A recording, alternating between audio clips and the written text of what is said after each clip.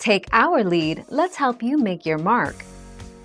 Our goal is your satisfaction. Let us show you the way. Pastrami can be used for sandwiches, as well. Although, a true Reuben is made of corned beef. When it comes to corned beef versus pastrami, the difference is in the type of meat, seasonings, and cooking methods. So while they look almost identical, there's more than meets the eye.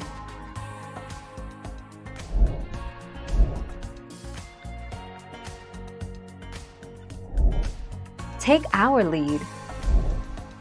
There are a lot of foods that pair well with pastrami as either sides or sandwich ingredients, including coleslaw, sauerkraut, and pickles.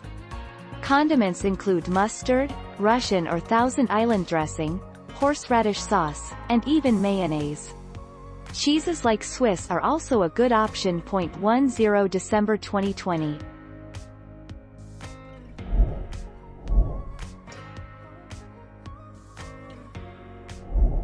Make your mark, take our lead.